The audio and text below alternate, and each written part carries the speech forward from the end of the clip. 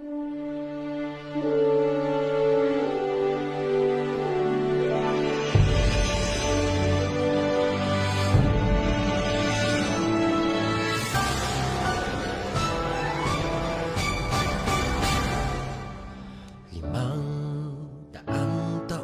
biyaya, salamat Panginoon sa iyong punla.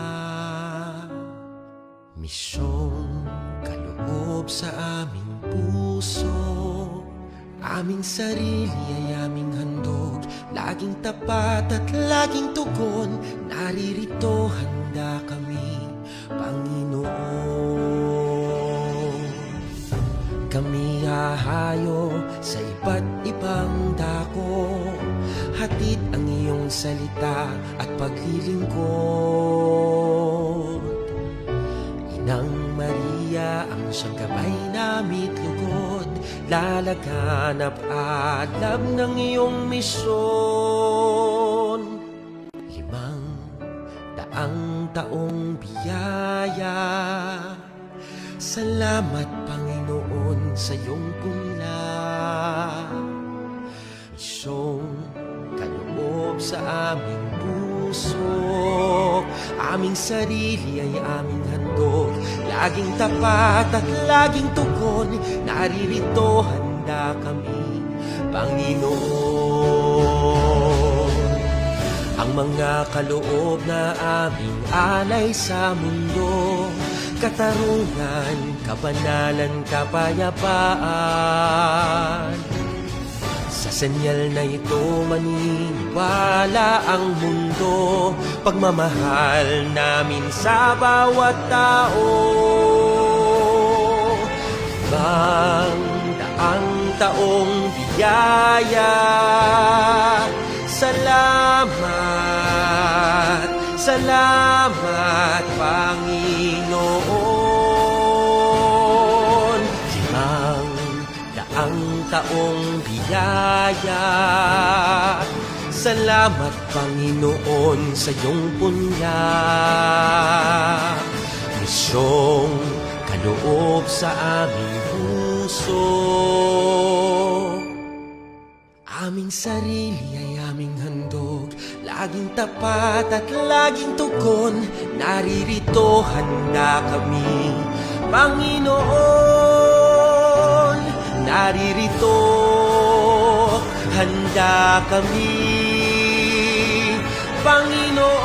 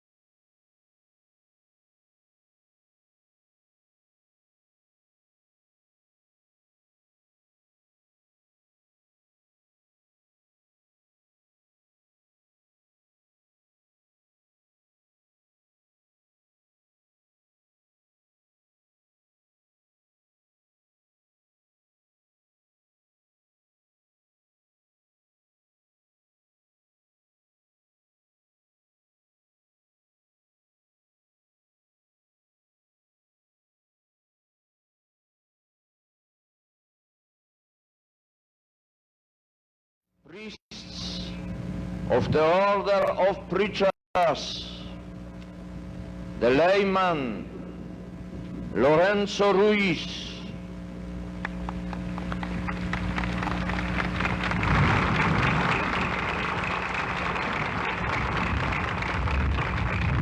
and their 13 companions be given in future the title of blessed, and that their feast be celebrated annually on the day of their heavenly birth, in the places and in the manner established by law.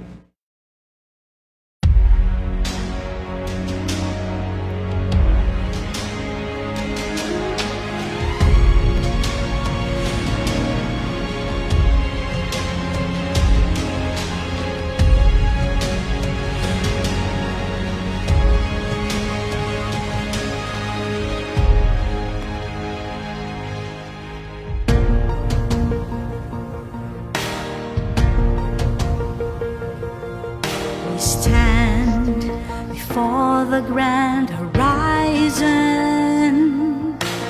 500 years of faith, grateful today. We bear the gift of mission, totally yours we give ourselves, faithfully yours until the end. To your mission, Lord, we give our yes. Go where the sun rises above the hills, share the word and serve those who are in need. Let the morning star accompany your way, spread the fire of mission for the Lord. We stand before the grand horizon, 500 years of faith, grateful today.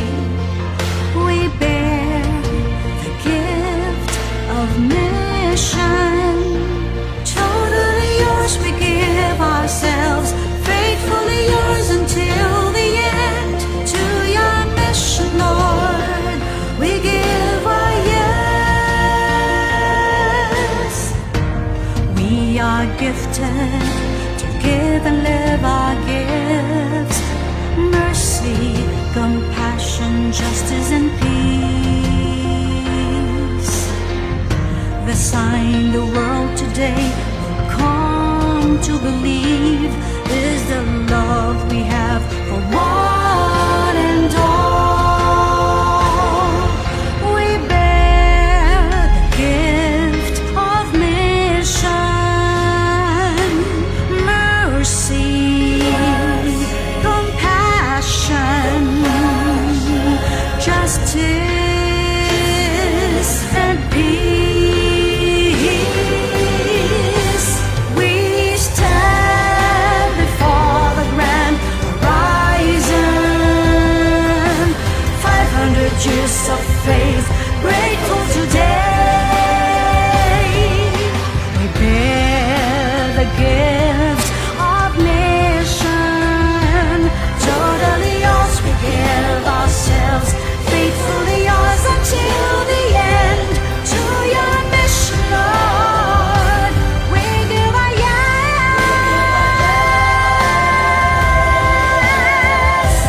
To your mission, Lord, to your mission, Lord, we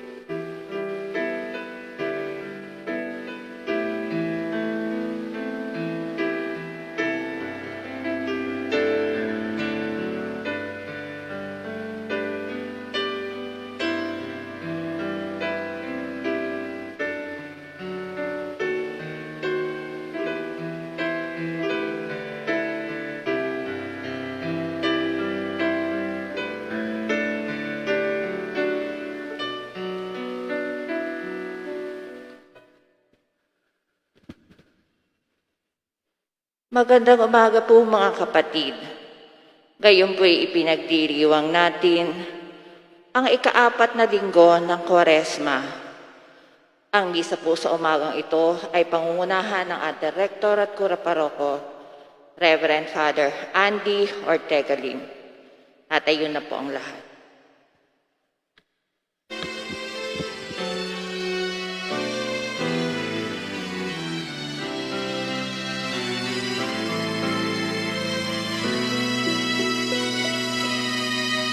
Buksan ang aming puso, turuan mong mag-alap sa bawat pagkukuro, lahat ay magkayakap. Buksan ang aming isip, sikatan ang liwanag ng kusang mahatang kilig, tungkuling mahabalag. Buksan ang aming panang, sarili malianan. Tulungan mo ihanap kami ng bagong balay. Buksan ang aming isip, sikatan ang liwanag ng kusang mahatang kilig, tungkuling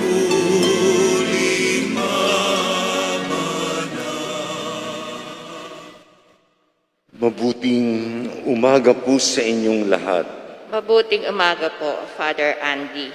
Simulan po natin ang banal na misa sa ngalan ng Ama at ng Anak at ng Espiritu Santo. Amen.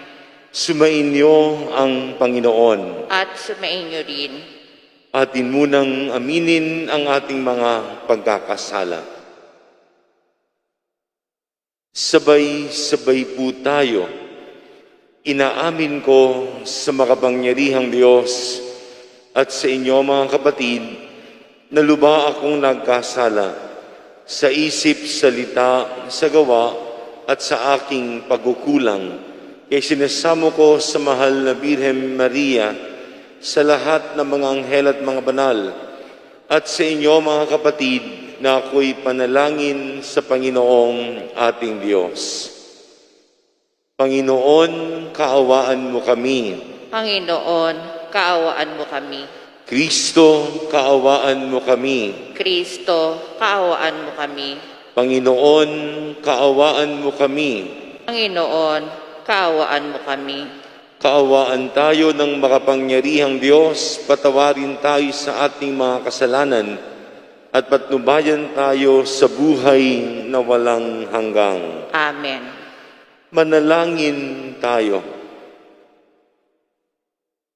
Ama naming makapangyarihan, Ikaw ay nakikipagkasundo sa sangkatauhan sa pamamagitan ng iyong salita, sa masigasig na pagsamba at matibay na pagsampalataya. Ang sambayan ng Kristiyano ay makadulog nawang masaya sa pagdiriwang ng dakilang kapistahan ng pagkabuhay, sa pamamagitan ni Jesucristo kasama ng Espiritu Santo, magpasawalang hanggang. Amen. Uupo na po ang lahat at makinig sa pagpapahayag ng salita ng Diyos. Matapos masakop ng Persia ang Babylonia, pinukaw ng Diyos ang kalooban ni Haring Sirona na nagbalik sa mga Israelita sa kanilang bayan at nag-utos itayo ang templo. Pagbasa mula sa ikalawang aklat ng mga kronika. Noong mga araw na iyon, sumama ang mga pinuno ng Juda, ang mga saserdote at ang mga mamamayan. Nakigaya sila sa nakadirimarim na gawain ng ibang bansa. Pati bahay ng Panginoon ay itinalaga nila sa Jerusalem ay kanilang tinakwil. Gayunman, dahil sa habag ng Panginoon sa kanila at sa pagmamalasakit sa kanyang templo, lagi nilang pinadadalhan sila ng mga sugo. Ngunit hinahamak lamang nila ang mga ito at ang mga propeta at pinagtatawanan sa anumang sabihin. Kaya umabot na sa sukdulan ang puot ng Panginoon. Sinunog ng mga kalaban nila ang bahay ng Panginoon. Winasak ang muog ng Jerusalem at ang malalaking gusali. Ang mahahalagang ari-arian doon ay tinupok din. Ano pat ang lahat ay iniwan nilang wasak. Ang naligtas sa patalim ay dinala nilang bihag sa Babylonia. Doon inalipin sila ng hari at ng kanyang mga anak hanggang ang Babylonia ay masakop ng Persia. Sa gayon, natupad ang hula ni Jeremias na ang lupai nakapamahinga sa loob ng 70 taong singkad. Upang matupad ang salita niyang ito sa pamamagitan ni Jeremias, pinukaw ng Panginoon ang kalooban ni Ciro, hari ng Persia.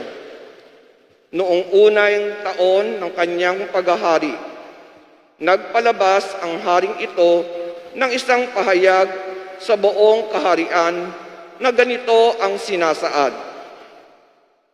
Ito ang pahayag ni Haring Ciro ng Persia.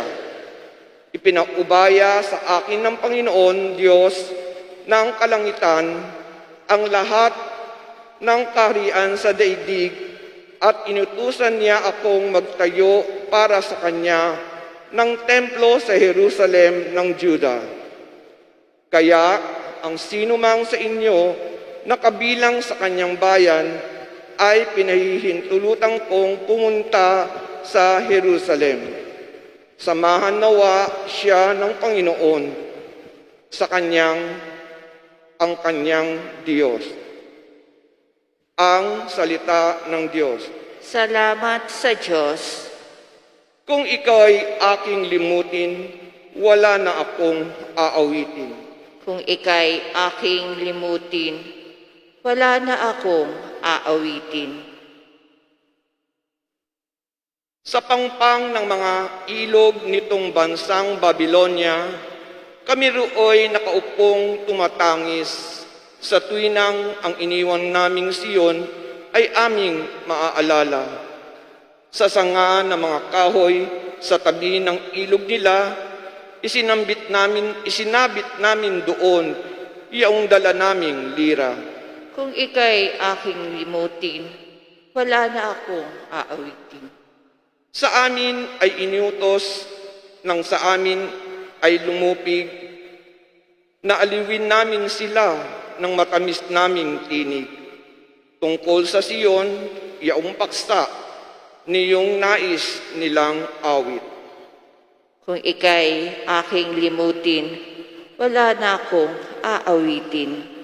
Paano namin aawitin ang awit ng Panginoon samantalang bihag kaming nangingibang bayan noon? Ayaw ko nang ang lira ko't hawakan pa at tugtugin, kung ang bunga sa pagtutugtog limutin ang Jerusalem. Kung ika'y aking limutin, wala na akong aawitin. Di na ako aawit pa kung ang lundong sasapitin. Sa isip ko't alaala, ika'y ganap na limutin. Kung ang kaligayahan mo ay hindi ko hahangarin. Kung ika'y aking limutin, wala na akong aawitin. Noong tayo lugmok sa kasalanan, ang Diyos ang unang kumilos para iligtas tayo. Binuhay niya tayo at pinangakuan ng kalwalatian ng langit. Pagbasa mula sa sulat ni Apostol San Pablo sa mga taga-Efeso. Mga kapatid, napakasagana ang habag ng Diyos at napakadakila ang pag-ibig na inukol niya sa atin. Tayo'y binuhay niya kay Kristo kahit nung tayo'y mga patay pa dahil sa ating pagsuway. Naligtas nga kayo dahil sa kanyang kagandahang loob, dahil sa ating pakikipag-isa kay Kristo Jesus. Tayo'y muling binuhay na kasama niya at pinaupong kasama niya sa kalangitan. Ginawa niya ito upang sa darating na mga panahon ay maipakita niya ang di masukat na kasaganahan ng kanyang kagandahang loob sa atin sa pamamagitan ni Kristo Jesus. Dahil sa kagandahang loob ng Diyos ay naligtas kayo sa pamamagitan ng inyong pananalig kay Kristo. At ang kaligtasang ito'y kaloob ng Diyos, hindi mula sa inyo. Hindi ito dahil sa inyong mga gawa, kaya't wala dapat ipagmalaki ang sinuman. Tayo'y kanyang nilalang, nilikha sa pamamagitan ni Kristo Jesus upang iukol natin ang ating buhay sa paggawa ng mabuti na itinalaga na ng Diyos para sa atin noon pamang una. Ang salita ng Diyos. Salamat sa Diyos. Tatayo na po ang lahat.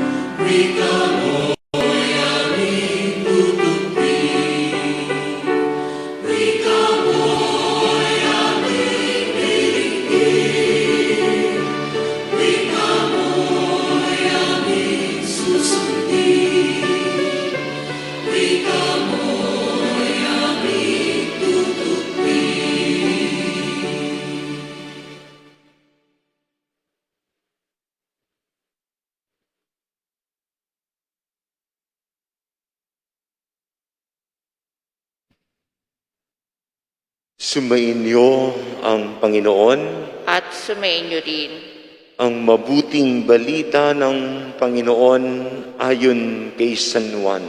papuri sa iyo, Panginoon.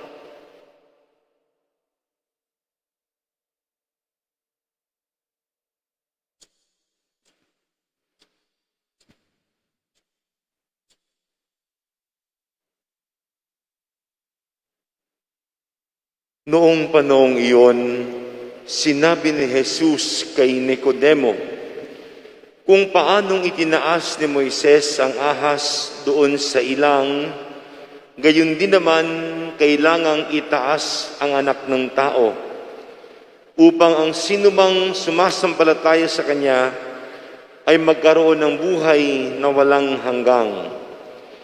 Gayon na lamang ang pag-ibig ng Diyos sa sanlibutan, kaya ibinigay niya ang kanyang bugtong na anak upang ang sumampalataya sa Kanya ay hindi mapahamak, kundi magkaroon ng buhay na walang hanggang. Sapagat sinugo ng Diyos ang Kanyang anak, hindi upang hatulang maparusahan ang sanlibutan, kundi upang iligtas ito sa pamamagitan niya. Hindi na hatulang maparusahan ang nananampalataya sa bugtong na anak ng Diyos, ngunit hinahatulan ng parusahan ang hindi nananampalataya sa Kanya. Inatulan sila sapagat naparito sa sanlibutan ng ilaw, ngunit inibig pa ng mga tao ang dilim kaysa liwanag, sapagat masama ang kanilang mga gawa. Ang gumagawa ng masama ay ayaw sa ilaw at hindi lumalapit dito upang hindi mahayag ang kanyang mga gawa. Ngunit ang namumuhay sa katotohanan ay lumalapit sa ilaw. Sa gayon, nahayag na ang kanyang mga ginagaway pagsunod sa Diyos. Mga kapatid, ang mabuting balita ng Panginoon. Pinupuri ka namin, Panginoong Hesukristo. Uupo na po ang lahat. Muli po ay mabuting umaga sa inyong lahat. Nasa ika-4 na linggo po tayo sa panahon ng Kwaresma, 4th Sunday of Lent. At muli nais kong pagtuunan ng pansin ang Ebanghelyo. Sa bungad ng Ebanghelyo, sinasabi, kinausap ni Jesus si Nicodemo. Si Nicodemo ay isang kilalang Hudyo. At si Nicodemo, mukhang tinitingala si Jesus. Kaya kausap niya si Jesus. Subalit sa pakiusap ni Jesus kay Nicodemo, sabi ni Jesus kay Nicodemo, kung paanong itinaas ni Moises ang ahas sa ilang, gayon din kailangang itaas ang anak ng tao. Ang sino mang maniwala ay magkakaroon ng buhay na walang hanggang. Yan ang bungad ng Ebanghelyo. Sa Lumang Tipan, Old Testament, sa aklat ng mga bilang, Book of Numbers, yung mga Hudyo ay nasa ilang, nasa disyerto. At sila ay nagreklamo sa Diyos. Pati yung pagkain nila, kanilang nireklamo sa Diyos. Kaya nagalit ang Diyos. Nagpadala ng mga ahas. Pinagtutuklaw sila ng ahas. Sabi ng mga Hudyo kay Moises, pwede ba pakiusapan mo ang Diyos? Kami ay nagsisisi na dahil sa aming pagrereklamo sa Kanya. Kaya kinausap ni Moises ang Diyos. At ang sabi ng Diyos kay Moises, ganito ang gawin mo. Gumawa ka ng ahas, gawa sa tanso, serpent made of bronze. Itaas mo. Ang sino mang natuklaw ng ahas, pag tumingin diyan sa tansong ahas, gagaling. Gumawa si Moises ng ahas gawa sa tanso. Itinaas sa poste. At yung mga natuklaw ng ahas nung tumingin, gumaling. Kasi nasabi ni Jesus, He quoted the Old Testament, kung paanong itinaas ni Moises ang ahas sa ilang. Kasi ginawa ni Moises yun, gumaling sila. Pero sabi ni Jesus, ngayon din ahas, ang anak ng tao ang kailangang itaas si Jesus. Kung sa lumang tipan nangatingin sila sa tansong ahas, tayo daw dapat tumingin kay Jesus na nasa krus. At ang sino mang sumampalataya Sumunod ay magkakaroon ng buhay na walang hanggang.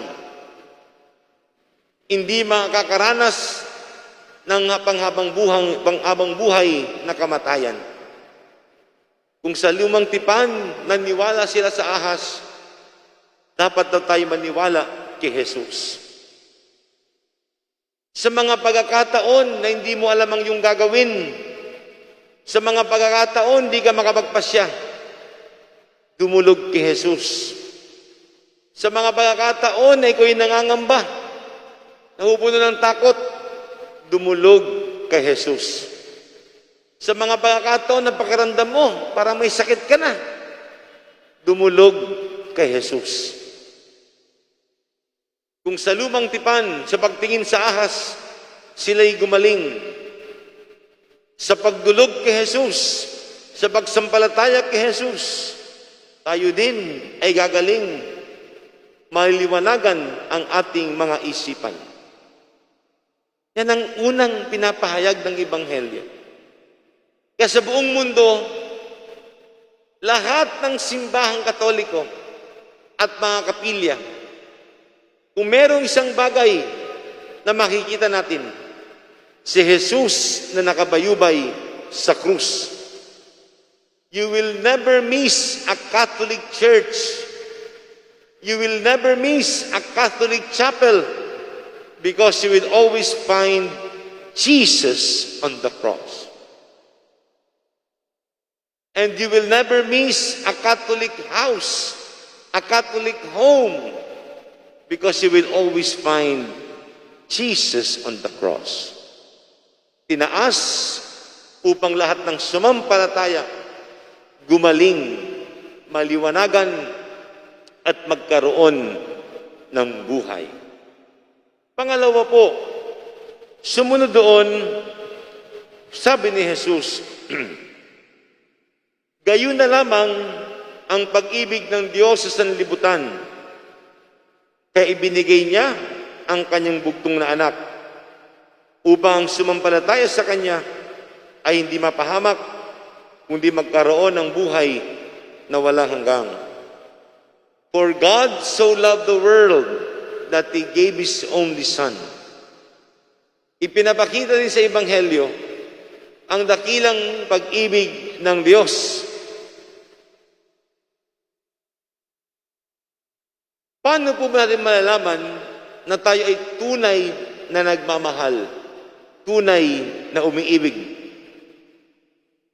Tulad ng sinabi ni Jesus, if we can give up the most precious thing in our life, then you can say that you have truly loved. Jesus is so precious. He is God. He is the only Son of the Father. But the Father gave Him to us. And Jesus Himself gave His life for us. Doon lamang natin masasabi, marunong ako magmahal. Marunong akong magmahal. I've told this story. Yung kaibigan kong Eswita, si Richie Fernando, nung siya nasa Cambodia, to make the story short, may nag-uhuramentado, may hawak ng granada, gustong pasabugin dun sa mga mag-aaral. Niyakap siya ni Richie to protect the students. Napayakap sa kanya. Napunta yung granada sa likod niya. At sumabog yung granada. Yung lalaki may hawak ng granada, buhay. Si Richie, namatay. The most precious thing that we have is our life. If we can give up our life, then we can say we have truly loved.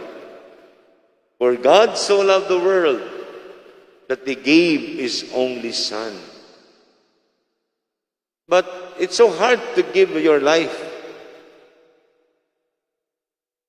But it is doable. We can start with small things. Give up small things in life. and you will learn to truly love. Start by giving up small things that you treasure. You will be surprised. At huwag natin kakalimutan, hindi matatawaran ang kabutihan ng Diyos. Kaya naman natin to give up small, precious things in our life. We can give up. Kaya natin yan. Pag nasanay ka na, it's so easy to let go. It will teach us how to love. And we ask Jesus, may He continue to teach us how to love.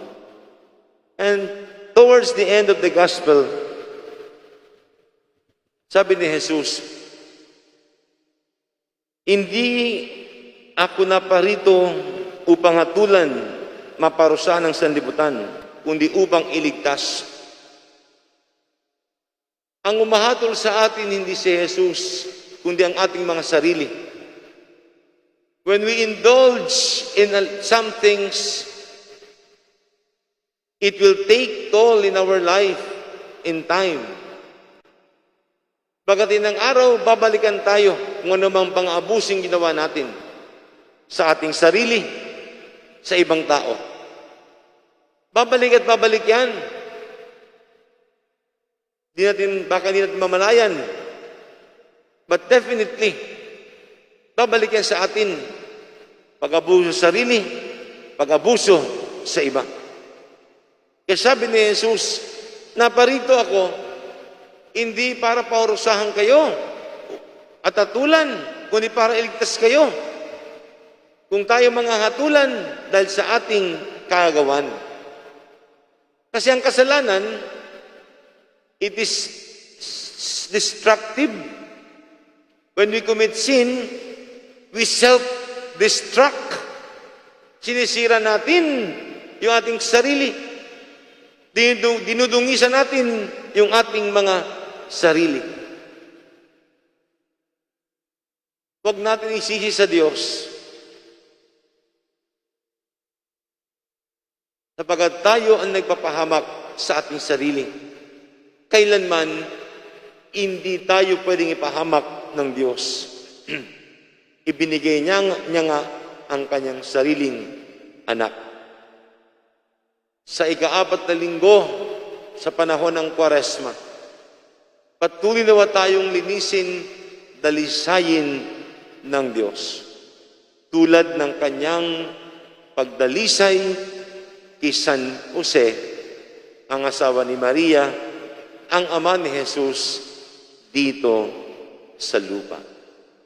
Magsitayo pong lahat at sabay-sabay natin ipahayag ang ating pananampalataya. Sumasampalataya ako Sa Diyos samang makapangyarihan sa lahat, na may gawa ng langit at lupa. Sumasampalataya ako kay Jesucristo, iisang anak ng Diyos, Panginoon nating lahat. Nagkatawang tao siya lalang na Espiritu Santo, pinanganak na Santa Mariang Birhen, pinagpakasakit ni Poncio Pilato, pinako sa krus, namatay, nilibing, nanagos ng karoroonan ng mga yumao, na may 3 araw, nabuhay na mag-uli, umakyat sa langit, naluluklok sa kanan ng Diyos sa mga makapangyarihan sa lahat. Doon magmumulang paririto at hukom sa nangabubuhay at nangamatay na tao. Sumasampalataya naman ako sa Diyos, Espiritu Santo, sa banal na simbahang katolika, sa kasamahan ng mga banal, sa kapatawaran ng mga kasalanan, sa pagkabuhay na muli na nangamatay na tao, at sa buhay na walang hanggan. Amen. Hindi lamang tanda ng ating pagkamakasalanan ang krus ni Jesus. Ito rin ang tanda ng dakilang pag-ibig at awa sa atin ng Diyos at tagapagligtas natin. Sa bawat kahilingan, Panginoon, dinggin mo kami. Panginoon, dinggin mo kami. Para sa simbahan, manatili nawa kaming buhay na tanda ng pagmamahal at awa ng Diyos sa panahon ng karimlan at kawalang pag-asa, manalangin tayo. Panginoon, dinggin mo kami. Para sa mga namumuno sa pamahalaan, maglingkod nawa sila ng may malasakit at pagkalinga sa maliliit ayon sa halimbawa ni Jesus. Manalangin tayo. Panginoon, dinggin mo kami. Para sa mamayanang Kristiyano, maging tagapagpahayag din nawa tayo ng magandang balita upang lalo pang dumami ang sumasampalataya kay Jesus. Manalangin tayo. Panginoon, dinggin mo kami. Para sa mga yumao, ganap nawa nilang makasama ang pag-ibig at paglingap ng Panginoon. Manalangin tayo.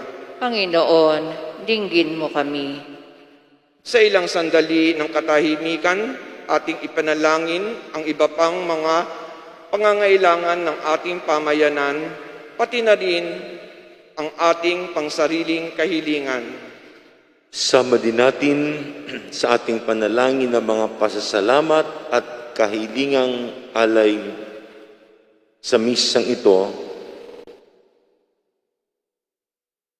Gayon din sa mga alay para sa kaarawan ni Ethel Aileen, pasalamat ni Deborah Ann, kaarawan ni Zenaida Ortega Lim, at para sa kagalingan ng lahat ng may karamdaman. Gayon din para sa kaluwalhatian ng lahat ng kaluluwa.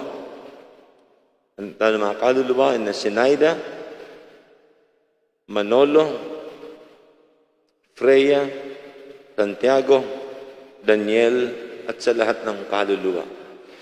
Sa katahimikan, itaas natin sa Diyos ang ating mga panalangin at mga kahilingan. Ama naming magmahal, nais mong tumanggap kaming lahat ng buhay na walang hanggang. Turuan mo kaming laging makasunod sa iyo upang matupad sa amin ang iyong kalooban. Nihiling namin ito sa pamamagitan ni Kristong aming Panginoon. Amen. Uupo na po ang lahat.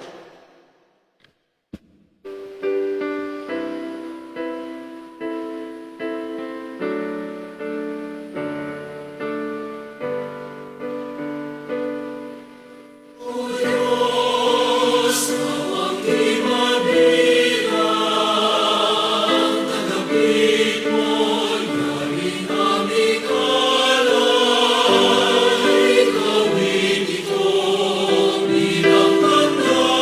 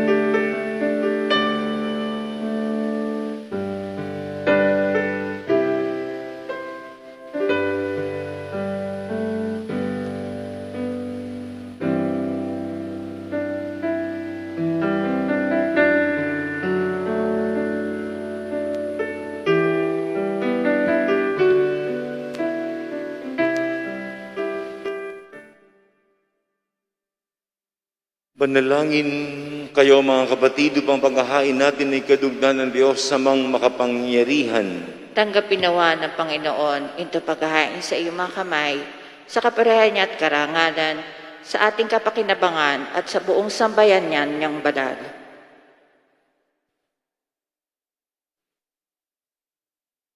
Ama naming lumikha, para sa paghahaing nagbibigay kagalingan, kami ngayon ay masayang nagsisipag-alay, kalakip ang dalangin amin nawang maidangal.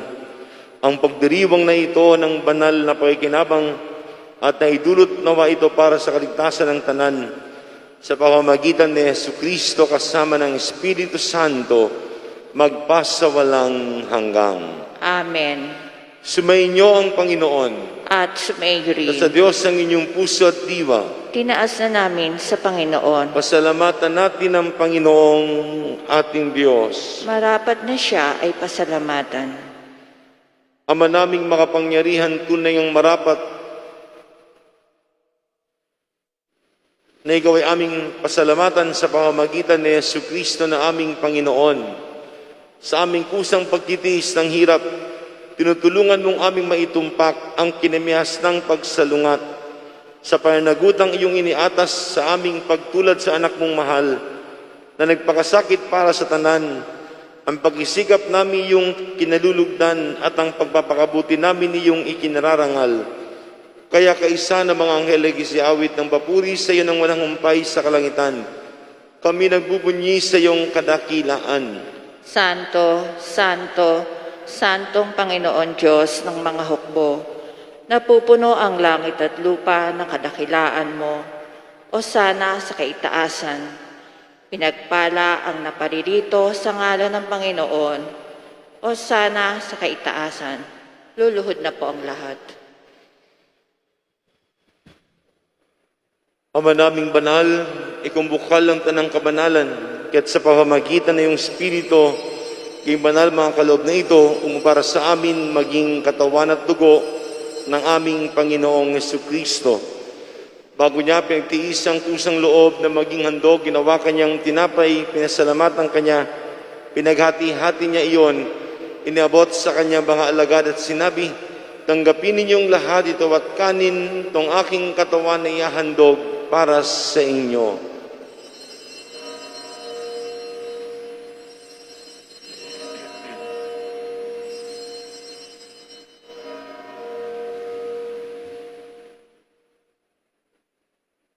Gayon din naman nung matapos ng hapunan, ninawakan niya ang kalis, muli kanyang pinasalamatan, iniabot ng kalis sa kanyang mga alagad at sinabi, tanggapin ninyong lahat ito at inumin ito ang kalis ng aking dugo, dugo ng bago at wala hanggang tipan. Ang aking dugo na ibubuhos para sa inyo at para sa lahat sa ikapagpapatawad ng mga kasalanan. Gawin ninyo ito bilang pag-alala sa akin.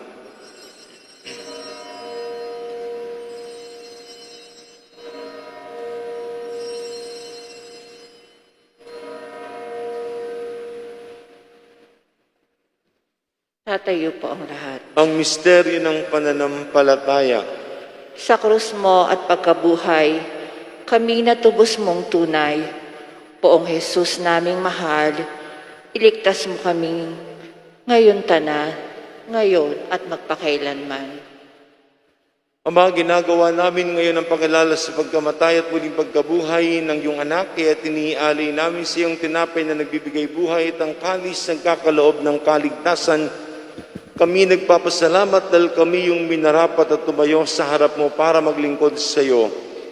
Isinasamo namin kami magkasalo-salo sa katawan at dugo ni Kristo ay mabuklod sa pagkakaisa sa pamamagitan ng Espiritu Santo. Ama, lingapi mo yung simbahang laganap sa buong daigdig. Puspusin mo kami sa pag-ibig. Kay San Francisco na aming Papa, ni Broderick na aming tagapangasiwa, ang lahat ng obispo, mga pari at diakono. Ailahanin mo si Sinaida na tinawag mo mula sa daigdig na ito.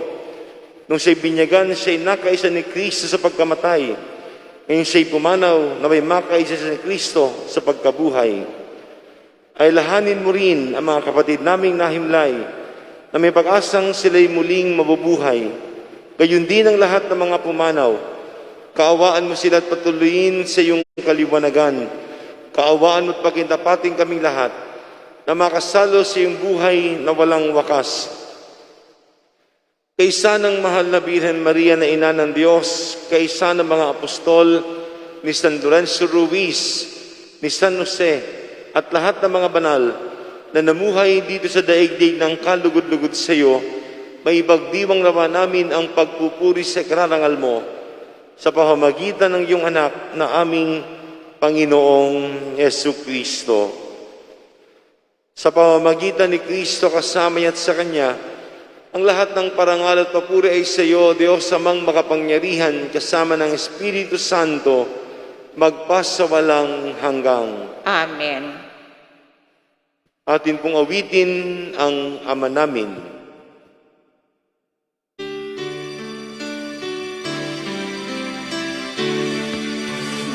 Namin sumasalangit ka, sambahin ang ngalan mo. Amin ang kaharian mo, sundin ang loob mo. Dito sa lupa para ng sa langit. Bigyan mo kami ngayon ng aming kakanin sa araw-araw, at patawarin mo ang aming mga sala, ng pagpapatawad namin sa nagkakasala sa amin. Huwag mo kaming ipahintulot sa tukso, at iadya mo kami sa lahat ng mansama. Nihiling namin kami adya sa lahat ng masama, pagkalooban ng kapayapaan araw-araw, iligtas sa kasalanan, at ilayo sa lahat ng kapahamakan. Samantalang aming pinanabikan dakilang araw ng pagpapahayag ng tagapagligtas naming si Hesu Kristo. Sapagkat iyo ang kaharian at ang kapangyarihan at ang kapurihan magpakailanman. Amen. Panginoong Hesu Kristo, sinabi mo sa iyong mga apostol, kapayapaan ang iniiwan ko sa inyo, ang aking kapayapaan ang ibinibigay ko sa inyo. Tunghayan mo ang aming pananampalataya at wag ang aming mga pagkakasala. Pagkalooban mo kami ng kapayapaan at pagkakaisa ayon sa iyong kalooban, kasama ng Espiritu Santo, magpasawalang hanggang. Amen. Ang kapayapaan ng Panginoon ay laging sumainyo. At sumainyo din. Magbigayan kayo ng kapayapaan sa isa't isa.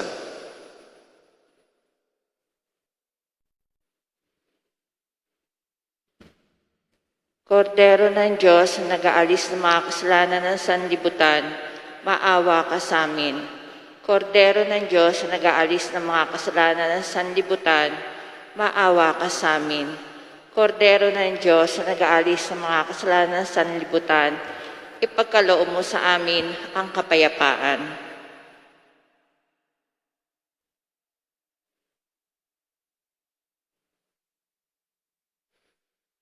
Ito si Jesus, ang Kordero ng Diyos, na nag-aalis ng mga kasalanan ng sanlibutan. Mapapalad tayong inanyayahang makiisa sa kanyang banal na piging. Panginoon, hindi ako karapat-dapat na magpatuloy sa iyo. Ngunit sa isang salita mo lamang ay gagaling na ako. Katawan ni Kristo. Amen.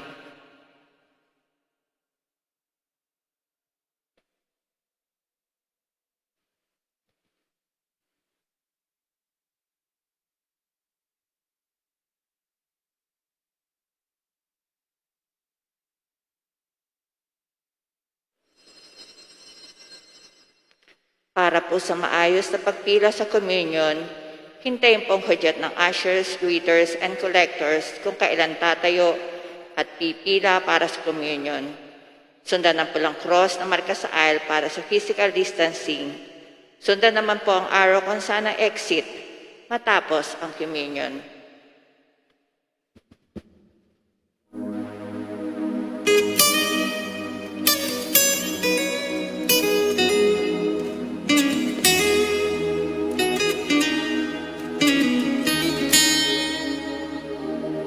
Kung nag-isa at nalulumbay dahil sa hirap mong tinataglay, kung kailangan mo ng karamay, tumawag ka at siya'y naghihintay. Siya ang iyong kailangan, sandigan, kaibigan mo. Siya ang araw mong lagi at karamay kong suwi. Siya ay si Jesus sa bawat sandali.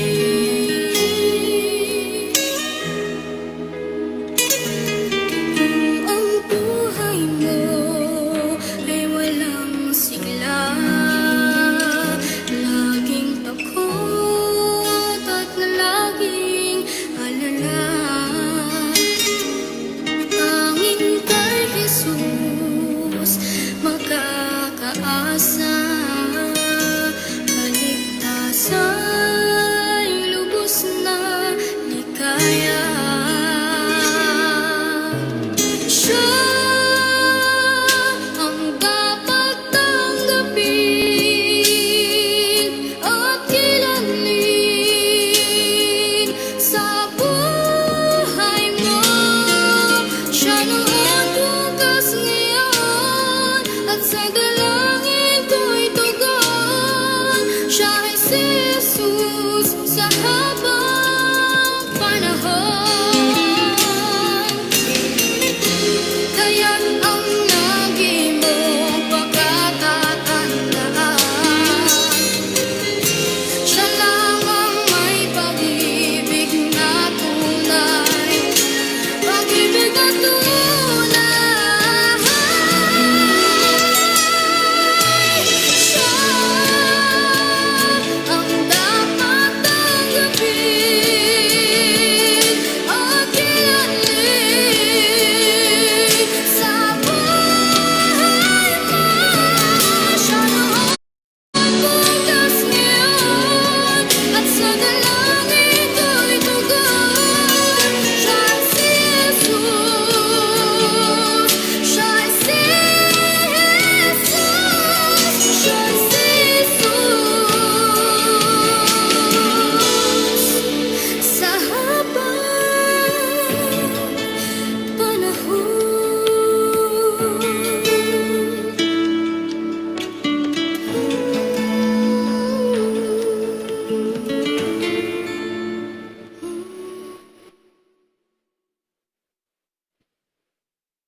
Announcements.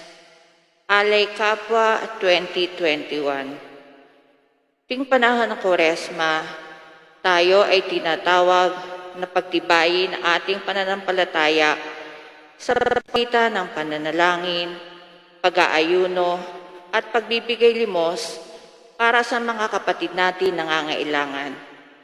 Kaugnay nito, tayo ay nangangalap ng pondo para sa Alay Kapwa na gaganapin sa 6 na linggo ng Kwaresma. Ang malilikom na donasyon ay gagamitin upang tumugon sa mga pangangailangan ng ating mga kapatid na biktima ng COVID-19 pandemic at mga bagyo. Maaari po ninyong ihulog ang inyong donasyon sa Alay Kapwa Box na nasa entrance ng simbahan. Maraming salamat at pagpalain nawa tayo ng Panginoon. Dakilang kapistahan ni San Jose. Inaanyayahan po ang lahat sa 19 ng Marso sa ganap na alas 12:15 ng tanghali para sa Fiesta Mass, para sa dakilang kapistahan ni San Jose. Istasyon ng Cruz. Tuwing Biyernes ngayong panahon ng Kwaresma, ganap na alas 5:30 ng hapon, ay magkakaroon ng pagdarasal ng Istasyon ng Cruz sa loob ng simbahan. Maaari din po itong mapanood sa Facebook page ng parokya. Maraming salamat po.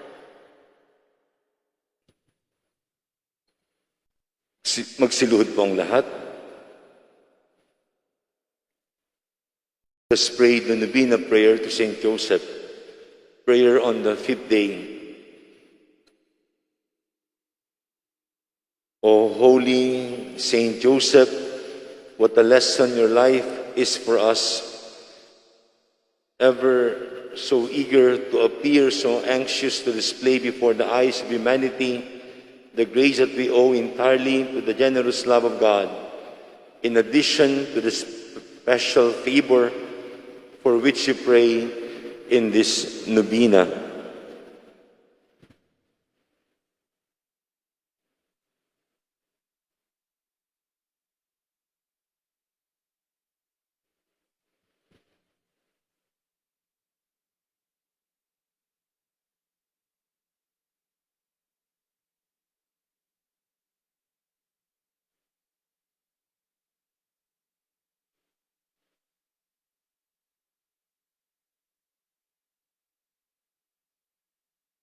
Grant that we may attribute to God the glory of all things, that we may love the humble and hidden life, that we may not desire any other position in life than the one given to us by the provident God, and that we may always be open to the will of God. Amen. Saint Joseph, Pray for us. Saint Joseph, Pray for Saint us. Joseph. Pray for us. Let us also pray the Oratio Imperata for protection against COVID-19. Merciful and compassionate Father, we come to you in our need to seek your protection against the COVID-19 virus that has disturbed and claimed many lives. We ask you now to look upon us with love, and by your healing hand, dispel the fear of sickness and death. Restore our hope and strengthen our faith.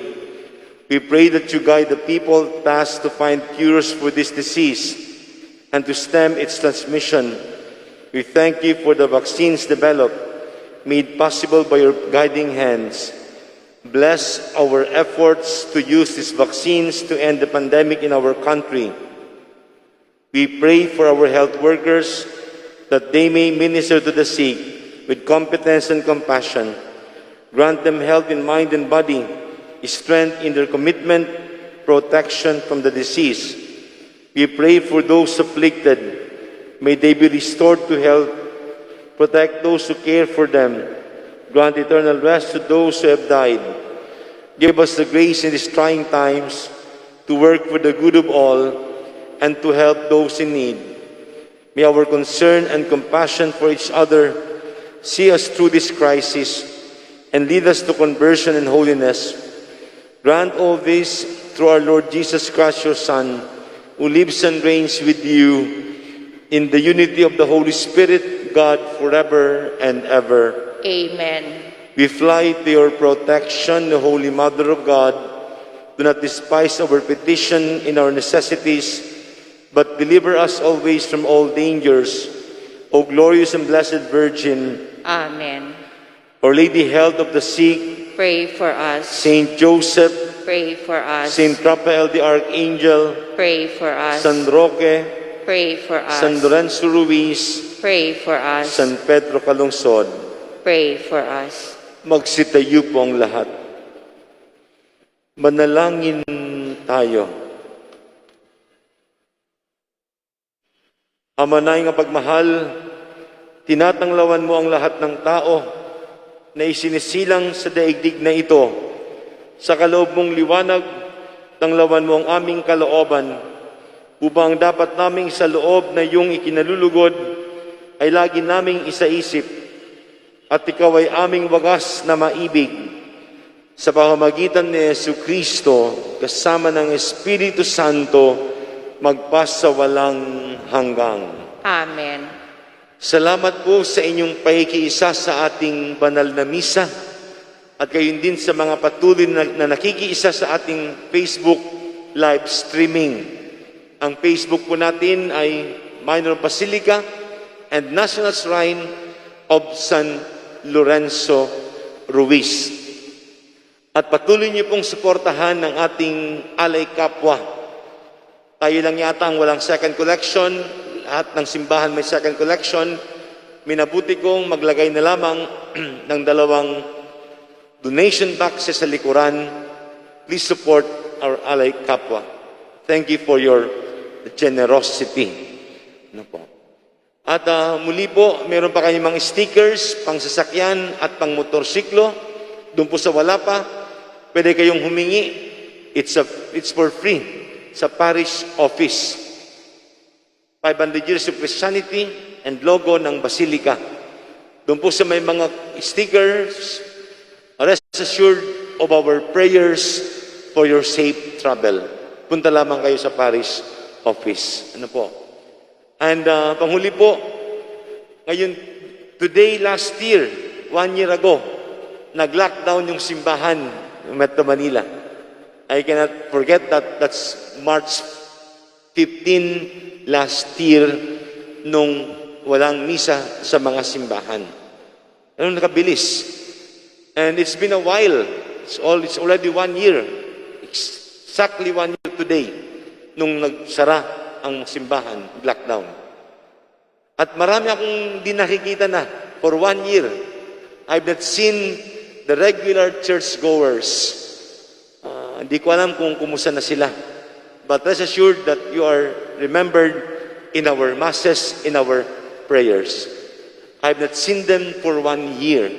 1 year, because today is exactly 1 year.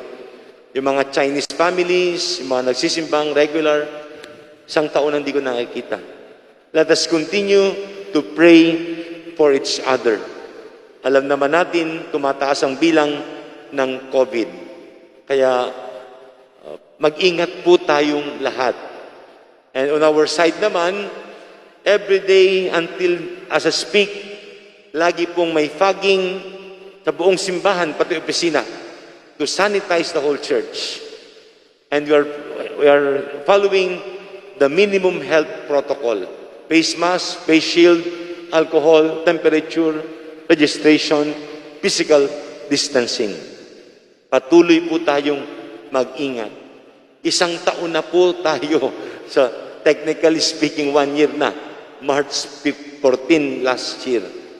Kaya let us continue praying for each other. Patuloy po tayong mag-iingat. Sumayin niyo ang Panginoon. At sumayin niyo rin. At pagpalain kayo ng makapangyarihang Diyos, Ama, Anak, at Espiritu Santo. Amen. Tapos ng banal na misa, humayo kayong taglay ang kapayapaan ni Kristo. Salamat sa Diyos. Mabuting umaga po sa inyong lahat. Manatili po lamang sa kanilang pwesto at hintayin pong hudyat ng ushers, greeters, and collectors para sa maayos na paglabas ng simbahan. Maraming salamat po.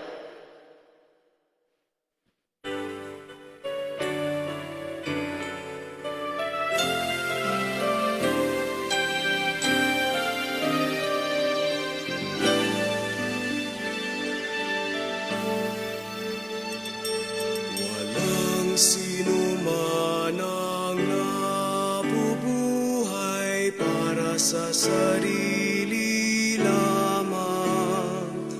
Walang sino man ang namamatay para sa sarili lamang.